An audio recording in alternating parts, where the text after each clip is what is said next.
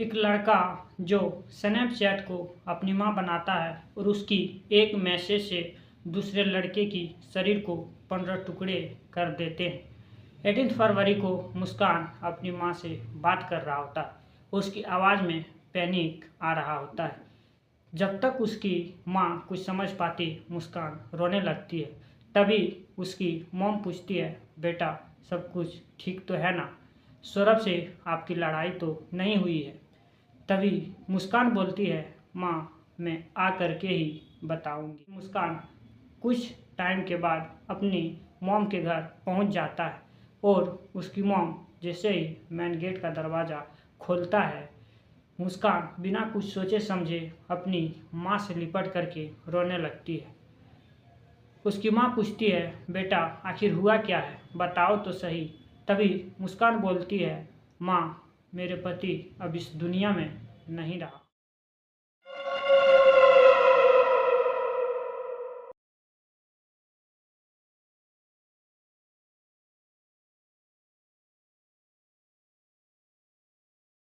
दोस्तों, हम जिस लड़की की बात कर रहे हैं उसका नाम है मुस्कान रस्तोगी, जो कि उत्तर प्रदेश के मेरठ सिटी में पैदा हुआ था और उसका स्कूलिंग भी वहीं से हुई थी। मुस्कान अपनी पेरेंट्स की एक चहेती बच्ची थी। मुस्कान फर्स्ट से लेकर के 8 तक एक ही स्कूल में पढ़ी थी और वहीं एक और लड़का पढ़ता था जिसका नाम था साहिल शुक्ला। कुछ टाइम के बाद जब मुस्कान की स्कूल चेंज हो जाती है तब मुस्कान बिल्कुल अकेली थी। मुस्कान को जल्दी कुछ समझ में नहीं आता था और ना ही वो ज़्यादा पढ़ने में तेज़ था, लेकिन ये सारा बात बताने के लिए उसके पास कोई दोस्त नहीं था। उस टाइम वो बिल्कुल अकेली थी और तभी उसे एक लड़के से मुलाकात होता है जिस लड़का का नाम था सौरभ राजपूत। सौरभ राजपूत भी मेरठ में ही रहता था अपने पेरेंट्स के साथ, लेकिन मोस्ट ऑफ टाइम सौरभ बाहर ही रहता था, क्योंकि न्यूज़ आर्टिकल का माने तो सौरभ एक मर्चेंट नेवी था, लेकिन उसका कई सारे दोस्त ने न्यूज़ में आकर के ये बता चुका है कि वो कोई मर्चेंट नेवी नहीं था बल्कि बेकरी पे काम करता था। सौरभ जैसे ही उसे देखता है, सौरभ का पहली नज़र में ही मुस्कान से प्यार हो जाती है और फिर ये दोनों की कुछ दिन तक बात चलता है और ये दोनों इतना ज़्यादा डीपली कनेक्टेड हो जाते हैं कि ये दोनों कुछ टाइम के बाद शादी करने की सोचते हैं और फिर ये दोनों अपने अपने पेरेंट्स को बोलते हैं, लेकिन इस दोनों की पेरेंट्स नहीं मानता और फिर 2016 में जाकर के ये दोनों अपनी पेरेंट्स के अगेंस्ट शादी कर लेते और फिर मेरठ सिटी में ही रहना शुरू कर देते और फिर कुछ टाइम तक इन दोनों की खुशी चलती है, क्योंकि बहुत टाइम के बाद ये दोनों साथ में रह रहे थे, जिसके कारण इन दोनों की खुशी चल रही थी। लेकिन ये खुशी शॉर्ट टाइम तक था। कुछ टाइम के बाद इन दोनों के बीच नोकझोंक शुरू हो जाती है और ये कोई बड़ी बात नहीं थी, क्योंकि कितना ही बड़ा रिलेशन क्यों ना हो उसके अंदर थोड़ा बहुत होते रहता था, लेकिन और ये दोनों मिलके इस बात को सॉल्व भी कर लेते थे। सौरभ का इतना ज़्यादा बिजी लाइफ होने के बाद भी मुस्कान को कभी अकेले फील नहीं होने देता था। आपको बता दें, सौरभ एक मर्चेंट नेवी था। वो लंदन में उसका ड्यूटी था और वहाँ से वो आते रहता था, जिसके कारण मुस्कान को कभी अकेली फील नहीं होता था। कुछ टाइम के बाद इन दोनों की रिश्ता और डीप हो जाते हैं जब ये दोनों पेरेंट्स बनते हैं। उसकी एक डॉटर होती है। तभी मुस्कान को एक बात पता चलता है कि सौरभ कोई मर्चेंट नेवी नहीं है बल्कि वो एक बेकरी पे काम करता है, जिसके कारण इन दोनों के बीच झगड़ा और डिस्ट्रीब्यूट बहुत ज़्यादा बढ़ जाता है। अब इस बात का पता तो चल गया था कि सौरभ कोई भी मर्चेंट नेवी नहीं था बल्कि वो एक बेकरी पे काम करता था और इस पार्टिकुलर टाइम पर सौरभ भी और उसका फैमिली दोनों फाइनेंशियल भी स्ट्रगल कर रहे थे। इसी बात से मुस्कान हर दिन सौरभ से लड़ाई झगड़ा करते रहता था और इन सब के बीच उसकी माइंड को डाइवर्ट करने के लिए मानो गॉड ने उसे एक गिफ्ट दे दिया हो। उसकी व्हाट्सएप पर एक नोटिफिकेशन आता है व्हाट्सएप ग्रुप में ऐड होने के लिए। और मुस्कान जब उस व्हाट्सएप ग्रुप पर ऐड होता है और जब उस पर इंगेज होना शुरू होता है तो वहाँ उसे एक लड़का दिखता है जिसका नाम था साहिल शुक्ला। ये ग्रुप उसकी मैनुअल ने बनाया था पुराने बच्चे को रिकनेक्ट करने के लिए और पुराने बातें को शेयर करने के लिए। और फिर एक दिन साहिल मुस्कान को मैसेज करता है। इमीडिएटली मुस्कान ने भी उसे तुरंत रिस्पॉन्स किया जिसके कारण इन दोनों के बीच बातचीत शुरू हो जाता है। कुछ टाइम तक बातचीत चलता है और ये दोनों फिर एक दूसरे से कनेक्टेड करने लगते हैं। एक दिन ये दोनों मीटिंग करने की सोचते हैं और उस मीटिंग में क्या होता है ये तो पता नहीं है, लेकिन ये दोनों वो मीटिंग रेगुलर कर देते हैं। आपको बता दें मुस्कान इससे इतना ज़्यादा कनेक्टेड इसीलिए हो रहा था क्योंकि उधर सौरभ से मुस्कान की रिलेशन अच्छा नहीं चल रहा। साहिल शुक्ला के बारे में आपको थोड़ा बता दें। साहिल शुक्ला वही लड़का था जो कि मुस्कान की क्लासमेट था क्लास फर्स्ट से लेकर के 8 तक।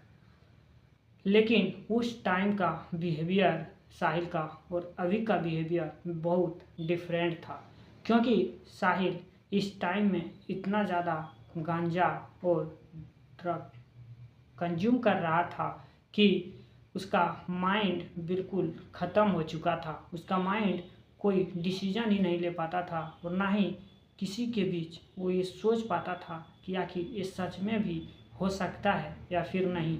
ये कितना ज़्यादा खराब था आगे आपको पता चल जाएगा। पेरेंट्स, उसके इन लॉज और खुद मुस्कान ये सब मेरठ में ही रहते थे और सौरभ मोस्टली लंदन में ही होता था और मुस्कान अपनी डॉटर के साथ अकेले रहा करती थी।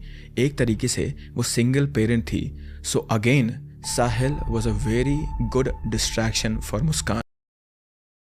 ऐसा बात नहीं है कि मुस्कान को बोला नहीं था कि तुम मेरे यहाँ नहीं रहो। उसको कई बार उसकी मदर इन लॉ ने और उसकी पेरेंट्स ने भी बोला था कि तुम यहीं रहो, अभी बच्चा है, छोटा है, उसको अलग तरीके से हम लोग पालेंगे। लेकिन मदर इन लॉ को उसने ये बोल कर के मना कर दिया था कि आप लोग के बीच में हमें अनकंफर्ट फील होता है। और अपने पेरेंट्स को उसने ये बोल कर के मना कर दिया था कि हमें थोड़ा फ्रीडम चाहिए। अगर हमें कोई चीज़ का प्रॉब्लम होगा तो मॉम डैडी आप ही के पास सबसे पहले जाएंगे। जिसके कारण उसका पेरेंट्स भी ज़्यादा फोर्स नहीं किया। लेकिन मुस्कान का ये तो सिर्फ बहाना था, लेकिन उसको तो कुछ और ही करना था। मुस्कान भी ड्रग्स कंज्यूम करने लगी थी और उसे भी नशे करने की आदत लग गई थी और अब वो साहिल के साथ गांजा कंज्यूम करती थी। जिसके कारण साहिल अगर मुस्कान का रूम आता था तो उसको कोई प्रॉब्लम नहीं होता था क्योंकि वहाँ कोई रोक टोक नहीं होता था। जब मुस्कान को ये पता चला कि उसकी मॉम अब इस दुनिया में नहीं है तभी मुस्कान ने इस बात का फ़ायदा उठाया क्योंकि साहिल अपनी मॉम से बहुत ज़्यादा प्यार करता था और उसकी एक झलक पाने के लिए वो किसी भी हद तक जा सकता था और इसका गलत फ़ायदा मुस्कान ने उठाया। मुस्कान ने स्नैपचैट पर एक फेक आईडी बनाता है साहिल की मां के नाम से और उसे मैसेज करना शुरू करता है और साहिल को ये कन्विंस करा देता है कि वो उसका मां ही है। और जब मुस्कान को ये लगता है कि ये बात अब मान जाएगा तभी एक दिन मुस्कान ऐसा चीज़ मैसेज करता है कि आप सोच भी नहीं सकते। और उसने साहिल को लिखा कि मुस्कान से शादी करने के लिए तुम्हें उसके पति यानी सौरभ को मारना होगा। And here we can clearly see कि मुस्कान कितनी ज़्यादा सेल्फिश और मैनिपुलेटिव थी। जिसके कारण आसानी से साहिल मान जाते हैं और फिर दोनों मिल करके साहिल और मुस्कान प्लान बनाते हैं सौरभ को मारने की। और साहिल उसके रूम पर आना जाना शुरू कर देते हैं और एक दिन सौरभ के मकान मालिक वो देख लेते हैं और तभी सौरभ को ये सब बता देते हैं। तभी सौरभ अपनी सास को बोलते हैं कि आपका बेटी वहाँ क्या करता है, आप जा कर के देख लें। तभी उसकी सास सोचता है कि आखिर मेरा दामाद ऐसा क्यों बोल रहा है। तभी दामाद क्या बोल रहे हैं, राइट? तो वो सीधा पहुंच गई मुस्कान के कमरे में, या फिर मुस्कान और सौरभ के कमरे में। मुस्कान उस दिन गेट खोलने से मना कर देता है और ये बोलता है कि सौरभ आजकल हम पर ज़्यादा ही शक कर रहा है। आप लोग को जो सोचना है सोच लो, हमें सही है सही प्रूफ करने की कोई ज़रूरत नहीं है। और उसी दिन से उसकी माँ ने उस पर शक करना थोड़ा थोड़ा शुरू कर दिया था। और फिर ये दोनों मिलके प्लान बनाते हैं सौरभ की मर्डर की। और फिर मुस्कान मार्केट से जाकर के 2 चाकू लाते हैं और शॉप पर उसने ये बताता है कि ये चाकू चिकन काटने के लिए ले जा रहे हैं। और डॉक्टर से बहाना करके उसने मेडिकल ड्रग्स लिया था। लेकिन आपको बता दें कि मुस्कान अपने हस्बैंड को मारने की पहली अटेम्प्ट 25 फरवरी को किया था।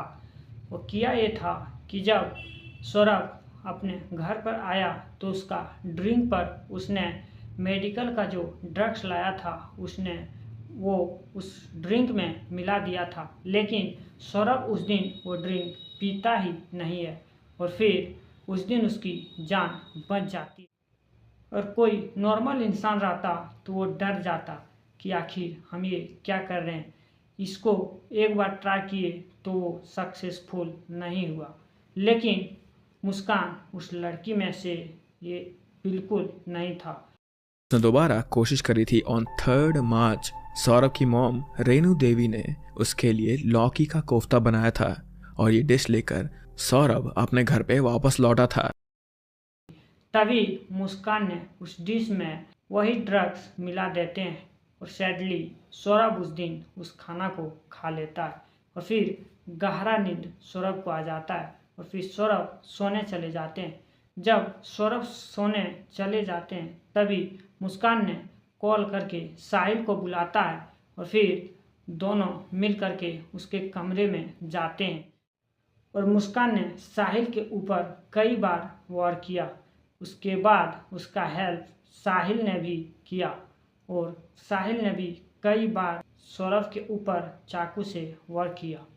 और फिर ये दोनों मिलके उनकी शरीर को 15 टुकड़े कर दे। फिर ये दोनों मिलके प्लान बनाते हैं इसे कहीं सुनसान जगह पर ले जा कर के अलग अलग पार्ट फेंक देने की। लेकिन तभी ये दोनों सोचते हैं कि अगर अंदर बाहर करेंगे तो शायद लोग को शक हो जाएगा कि आखिर इतना बार ये अंदर बाहर क्यों कर रहे हैं। और फिर ये दोनों प्लान बदल लोग घरों में सामान स्टोर करते हैं या पानी स्टोर करते हैं। I am sure you guys must have seen this kind of drums somewhere. Apart from the drum उन्होंने लोकल मार्केट से सीमेंट भी खरीदा था और उसे लेकर मुस्कान के घर पर आ गए थे वो लोग। उस ड्राम में बॉडी की 15 पार्ट जो किया था उसमें डाल करके सीमेंट जमा देते हैं। और ये दोनों इस सिचुएशन में आपको क्या लग रहा है? ये दोनों डरा होगा? बिल्कुल नहीं। ये दोनों एंजॉय करने के लिए शिमला ट्रिप पर निकल जाते हैं और वो सौरभ का मोबाइल भी मुस्कान साथ ले गई थी और वहीं से मैसेज करती है सौरभ की बहन चिंकी को कि आप लोग होली में यहाँ रह रहे हैं या फिर नहीं। चिंकी बोलता है कि हाँ हम लोग यहीं रहेंगे। तभी उधर से मैसेज आता है जो कि मुस्कान कर रहा था, लेकिन चिंकी को ये लग रहा था कि उसका भाई कर रहा है। और फिर मैसेज करता है कि आखिर आप लोग गए तो अपनी बेटी को क्यों नहीं ले गए। तभी उधर से मैसेज आता है जो कि मुस्कान कर रहा था, लेकिन चिंकी सोच रहा था कि मेरे भाई ने कर रहा है। बोलता है कि यहाँ की टेम्परेचर बहुत लो है और यहाँ उसकी तबीयत खराब हो जाती, इसीलिए उसको लेकर नहीं आए। फिर ये दोनों जब पार्टी मना करके वापस जब मेरठ आ जाते हैं तभी मुस्कान ने वही किया जो कि आपको हम इंट्रो में बताए थे। मुस्कान ये बताता है कि उसकी पेरेंट्स ने सौरभ को पीट पीट करके उसका जान ले लिया, लेकिन तभी उसकी फादर ने उसके ऊपर शक करता है। अगर उसकी पेरेंट्स ने उसको पीट करके अगर हत्या कर दिया तो तुम कहाँ थी, तुम चिल्लाई क्यों नहीं, और अगर चिल्लाई तो लोग क्यों नहीं आया। उसके पास मुस्कान का कोई जवाब नहीं था और फिर उसके फादर्स ने बोलता है कि तुम पुलिस स्टेशन चलो और वहाँ तुम सब कुछ पुलिस को बता दो कि क्या क्या हुआ था। रास्ते में मुस्कान ये सोचता है कि हम उसे छुपा लेंगे, लेकिन जैसे ही मुस्कान पुलिस स्टेशन पहुंचता है वो सारा कुछ सही सही बता देता है कि हम और साहिल ने मिल करके सौरभ की हत्या किया है। दोस्तों आज की वीडियो में इतना ही। फिर मिलेंगे दोस्तों ऐसे इंफॉर्मेटिव वीडियो और केस स्टडी में। ऐसे इंफॉर्मेटिव वीडियो के लिए चैनल को सब्सक्राइब करें और कमेंट में ज़रूर बताएं कि ये वीडियो आपको कैसा लगा और वीडियो को लाइक ज़रूर करना। जय हिंद, वंदे मातरम।